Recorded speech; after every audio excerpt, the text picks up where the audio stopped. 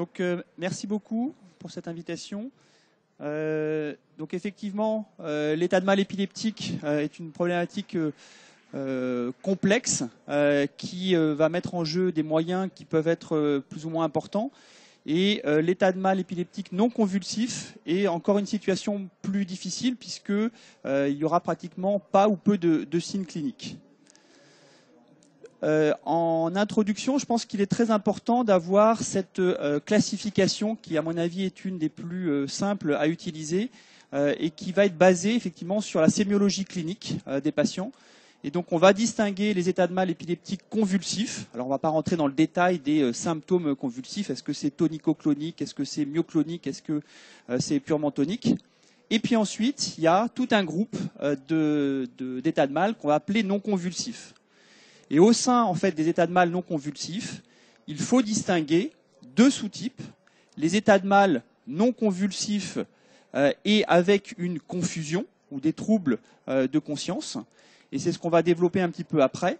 Et donc des situations dans lesquelles, effectivement, c'est le patient qui va être en état d'incapacité de communiquer avec vous, qui a éventuellement les yeux ouverts, il n'a pas de trouble de vigilance.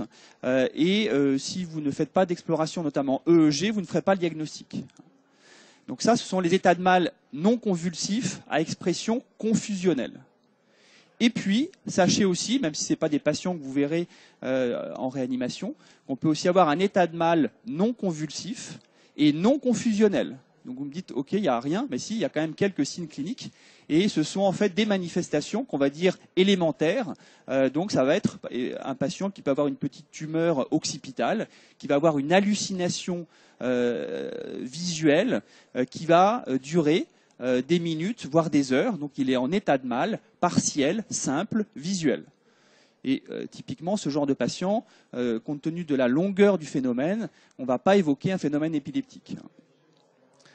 Donc, voyez un peu cette classification des états de mal convulsifs, non convulsifs, avec confusion ou sans confusion. Quelque chose qui est vraiment important, qui est un message, je pense, clé de mon topo, c'est effectivement, on a parlé de clinique, mais on va voir que pour faire le diagnostic, là, on a besoin d'être aidé par de l'électroencéphalogramme. Et un constat qui est vraiment clair, c'est qu'on a tendance, en tant que clinicien, médecin prenant en charge ces patients, à sous-estimer malgré tout ce diagnostic, même si on sait que toute confusion inexpliquée qui arrive aux urgences, on se doit d'évoquer un état de mal non convulsif confusionnel. Donc on y pense, mais le jour J, on n'y pensera pas toujours. Et un souci est que, à l'inverse, vous allez demander, vous, pour un trouble de vigilance, un EEG, un patient, et sur l'EEG, il va y avoir des anomalies, et le médecin qui va interpréter l'EEG va faussement dire qu'il y a un état de mal. Donc il y a un peu ce danger qu'on va vous répondre état de mal sur un tracé qui n'en est pas un. Donc il faut que vous soyez critique sur le fait que, est-ce qu'il y a vraiment tous les critères et cliniques, est-ce qu'il y a les critères EEG, et je vous en donnerai quelques éléments pour vous aider à distinguer ce qui est à considérer comme étant un état mal ou pas. Et effectivement, le danger, c'est que si vous faites confiance aveuglément à l'interprétation de l'EEG, et qu'on vous dit état de mal, vous allez traiter le patient. Et puis, comme ce n'est pas un état de mal, ça ne va pas aller mieux, vous allez le surtraiter et on va se lancer dans une cascade thérapeutique, malheureusement, catastrophique. La clinique, effectivement, elle est trompeuse parce que ce sont des signes qui peuvent être effectivement juste un trouble de conscience. Il peut y avoir des éléments de confusion. Sur les états de mal, notamment partiels temporaux ou frontaux, on peut avoir des manifestations pseudo-psychiatriques, le patient qui brutalement a un trouble du comportement un peu bizarre.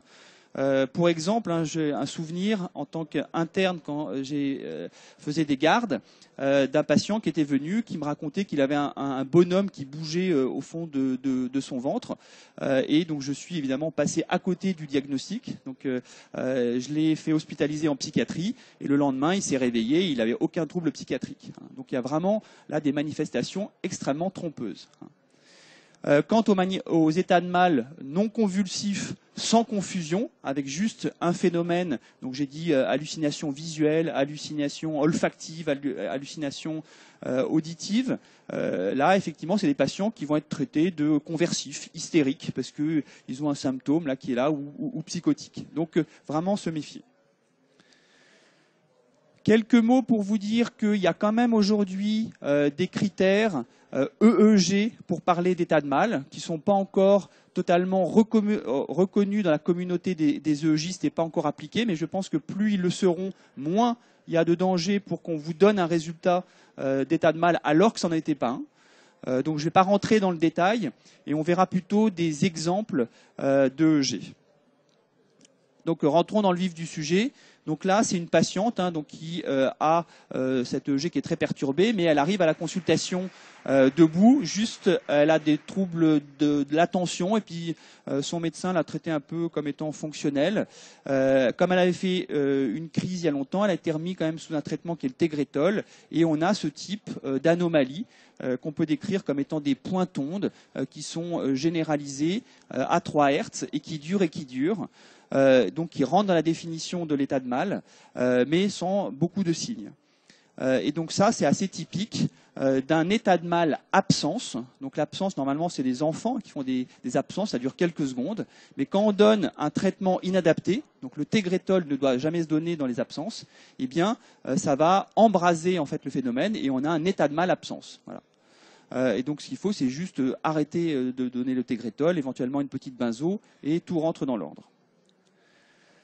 Autre situation, une patiente qui fait après une vaccination contre la fièvre jaune, une encéphalopathie, une encéphalite post-vaccinale avec une grosse lésion temporale, des troubles du langage, et puis qui récupère et puis qui revient au laboratoire parce que elle fluctue. Les troubles qui commençaient à s'améliorer réapparaissent. Elle a vraiment une aphasie qui est quasi complète.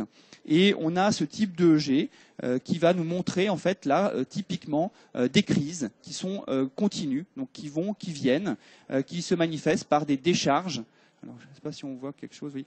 Des décharges dans la région temporale qui viennent, qui remplissent donc tous les critères d'une organisation spatiale et temporelle et qui rendent compte de cette aphasie puisque dans la continuité, on réalise une injection de Rivotril et là, on a une amélioration évidente de l'EEG et une récupération partielle de l'aphasie. Donc là, on a tous les critères qui nous permettent de dire que, effectivement, elle faisait bien un état de mal partiel, temporal, qui a été corrigé par cette injection de benzo. Autre situation, c'est le patient de 86 ans qui a fait une première crise, qui est traité, et puis qui à nouveau là se présente avec des troubles du langage qui fluctuent.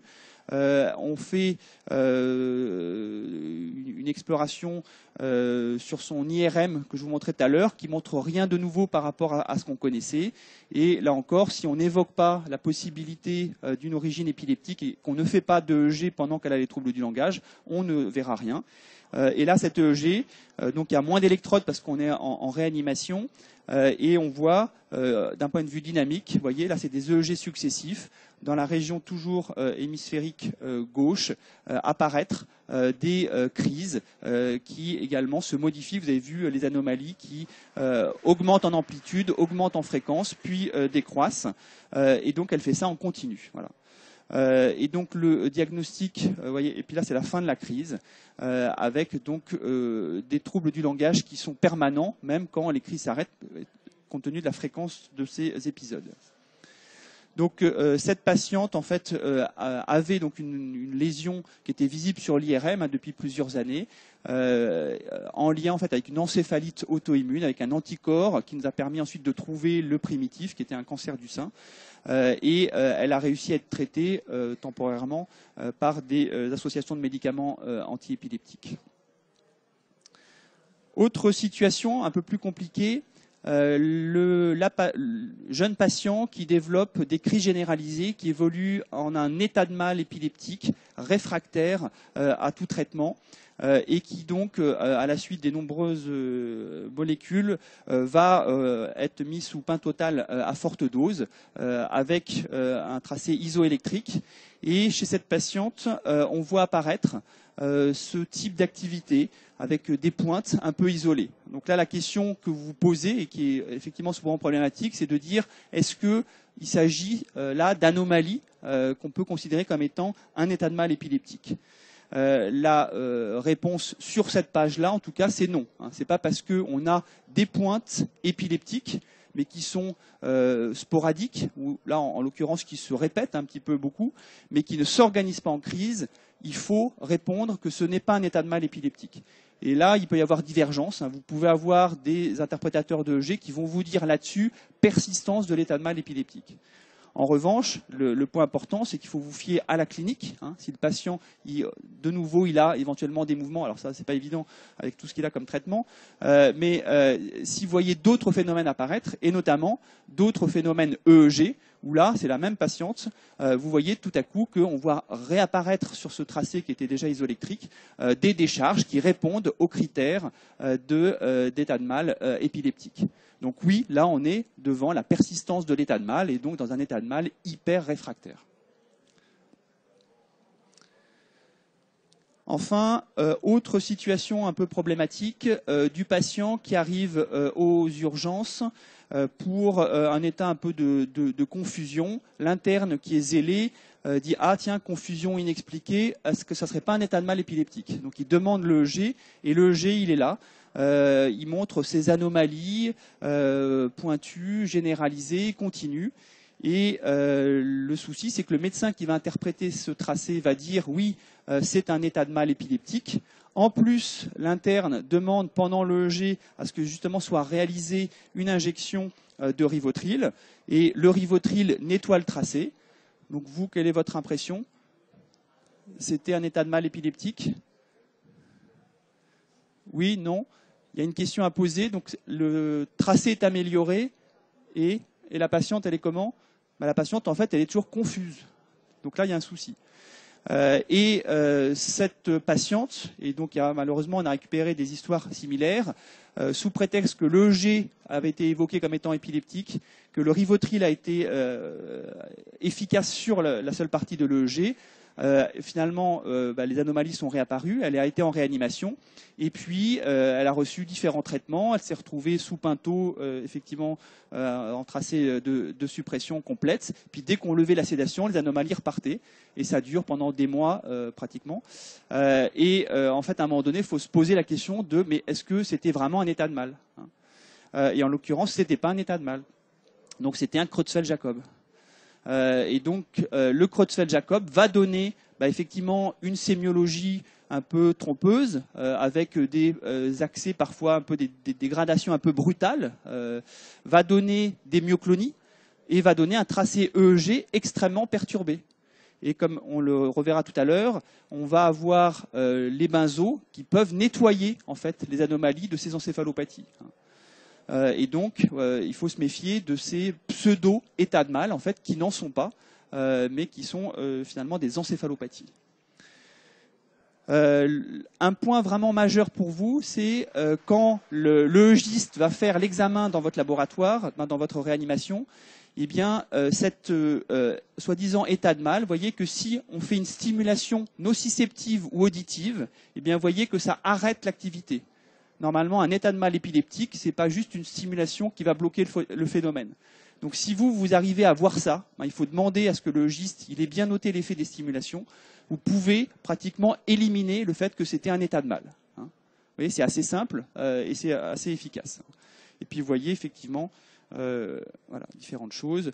Ça, c'était aussi pour vous montrer que effectivement, on peut plonger les patients sous Pinto, faire tout disparaître, mais dès qu'on lève un petit peu, les figures réapparaissent. Et malheureusement, si le EEGiste n'est pas formé, il va dire réapparition de l'état de mal et ça va être un cercle infernal. Autre situation également un peu compliqué. Il me reste que quelques secondes avant de conclure, mais c'est pas grave. Le patient qui a fait un arrêt cardiaque, qui est en réanimation, qui a un retard de réveil. Effectivement, on se doit d'évoquer toutes sortes de possibilités, dont l'état de mal non convulsif. Et vous avez ce type de tracé qui est très impressionnant, qui montre plein de figures épileptiques, des pointes, des polypointes. Mais là encore, ça ne répond pas aux critères de crise. Il n'y a pas d'organisation temporelle, de structuration. C'est un petit peu des bursts, mais il n'y a pas de critères de crise. Donc il faudra parler d'encéphalopathie post-anoxique très grave, mais sans crise. Donc, en conclusion, il faut toujours effectivement, devant un patient qui a des troubles neurologiques inexpliqués, troubles de conscience, évoquer la possibilité d'un état de mal alors qu'il n'y a pas de symptômes moteurs. Donc ça, je pense que c'est clair. Enfin, il faut toujours associer l'approche clinique et EEG. Le EEG est absolument majeur. Donc c'est vrai que je n'ai pas développé le côté monitoring continu. Là, c'était plutôt la partie diagnostique. C'est sûr que le monitoring peut donner d'autres informations. Attention effectivement à avoir un œil critique sur les interprétations des EEG qu'on peut vous faire qui concluent un état de mal, parce qu'il y a un risque pour qu'il y ait un surdiagnostic. Et puis on n'a pas non plus parlé traitement, mais là encore, il faut savoir avoir une attitude beaucoup plus pondérée pour prendre en charge ces patients que, évidemment, les traitements en extrême urgence de l'état de mal généralisé tonico-clonique. Merci.